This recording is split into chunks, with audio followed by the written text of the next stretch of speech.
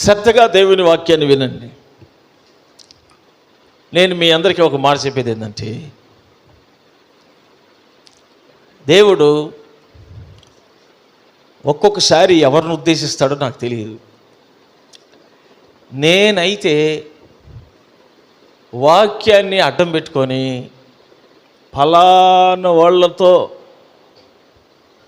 ఈ వాక్యం ద్వారా ఇబ్బంది పెట్టాలనో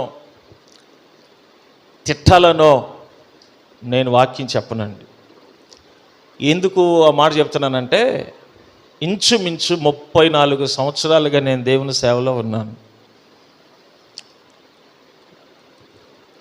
నేను నేర్చుకున్న అనుభవం ఏంటంటే,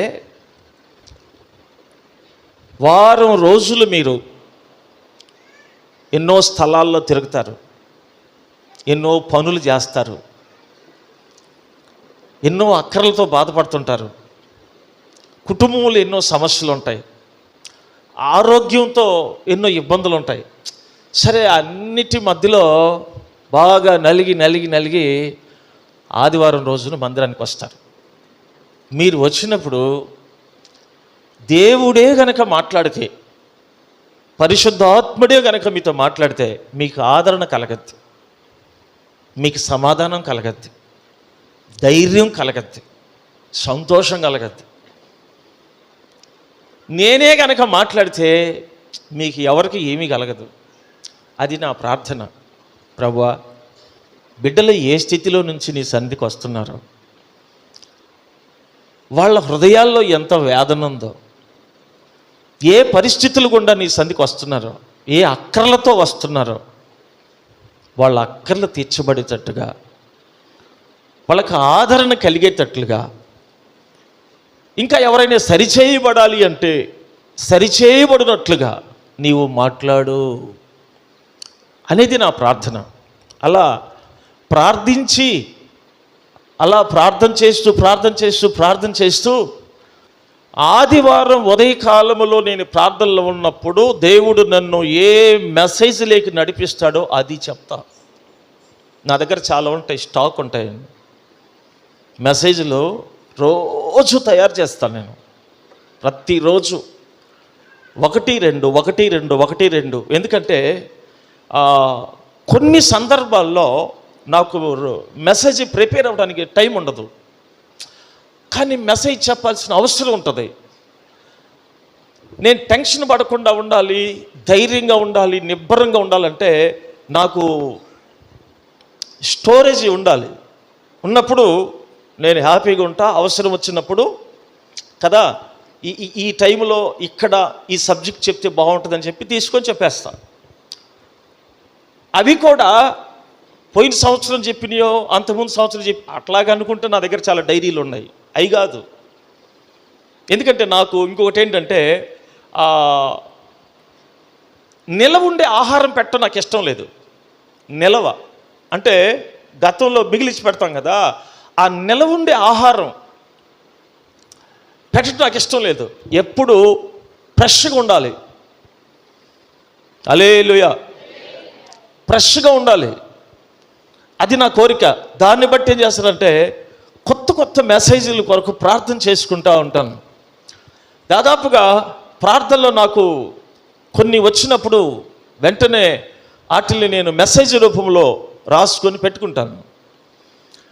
ఆదివారం ఉదయకాలంలో నేను ప్రార్థనలో ఉంటా. ప్రభువా, ఈరోజు ఏం చెప్పాలి అంటే, నా దగ్గర ల్యాక్ కాదు, ఉంటాయి, అన్నీ ఉంటాయి, స్టాక్ ఉంటాయి.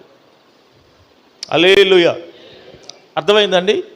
కానీ ఏవో ఉన్నాయని ఏదో ఒకటి చెప్తే ఎలా అండి? అది కాదు. సంఘానికి ఉపయోగపడాలి. వచ్చినటువంటి వాళ్ళకి ఏ పరిస్థితుల్లో వచ్చారో ఆ పరిస్థితుల్లో వాళ్ళకి ధైర్యము, ఆదరణ, సమాధానం కలగాలి. దానికోసమే ప్రభు చిత్తం కొరకు నేను ప్రార్థన చేస్తే ప్రభు తన ఆత్మ ద్వారా ఏ మెసేజ్ లేకైతే నన్ను నడిపిస్తారో, నా మనస్సు వెళ్తుందో అది చెప్తాను. ఈరోజు కూడా మీకు అలాగే చెప్తున్నాను. అయితే ఇదంతా నేను మీకు ఎందుకు చెప్తున్నానంటే, కొందరి భావన ఎలా ఉంటుంది అంటే, దయచేసి తప్పుగా అనుకోవద్దు. ఎందుకంటే మీ మనసుల్ని దుష్టుడు డైవర్ట్ చేయకుండా, మీ ఆలోచన విధానాలు, మీ మాటల ద్వారా మీరు పాపం చేయకుండా ఉండాలనేదే నా భావన కదండి. నేను ఒక మెసేజ్ చెప్తున్నప్పుడు సిస్టర్స్లో కానీ బ్రదర్స్లో కానీ కదండి, వేరే వాళ్ళ వైపు చూడటం, ఈ మెసేజ్ నీకే, ఇది నీకోసమే, ఇది నీకోసమే, మీరు తప్పకుండానండి లెక్క చెప్పాలి దేవునికి. ఇది చాలా తప్పు. నేను ఎవరో నా దృష్టిలో పెట్టుకొని వాక్యం చెప్పట్లేదు. ఈరోజని కాదండి, ఏ రోజు కూడా దేవుడు నాతో మాట్లాడుతున్నాడు అన్నట్టుగా మీరు వాక్యం వింటే ఖచ్చితంగా 100% మీరు దీవించబడి వెళ్తారు. హల్లెలూయా. అల్లా వాళ్ళ కోసం, వీళ్ళ కోసం, వాళ్ళ కోసం అని ఆ మనస్సు మీలో పెట్టుకొని వాళ్ళ వైపు చూడటం, ఆ తర్వాత బయటికి వెళ్ళిన తర్వాత ఈరోజు మెసేజ్ అంతా నీదే బాయ్ అంటాం. అప్పుడు అవతల వ్యక్తి ఏం చేస్తాడంటే, సరిగ్గా ఆలోచించే విధానం ఆ వ్యక్తికి లేకపోతే, నిజమే కదా, అప్పుడు నువ్వు ఆ వ్యక్తిని చెడగొట్టిన వ్యక్తి అవుతావా, బాగుపరిచిన వ్యక్తి అవుతావా? బ్రదర్స్, ఆలోచించండి, చాలా జాగ్రత్తగా ఉండండి. మీరు ప్రభు సన్నిధిలో ఉన్నారు. మీరు ఈ తప్పు చేసుకుంటూ పోవటం ఇది మీకు చాలా ఇబ్బంది అని, మీరు ఆ ఇబ్బందులు పడకూడదు అని, దీనికి దేవుని దగ్గర లెక్క అప్పగించేటువంటి పరిస్థితి మీలో ఉండకూడదని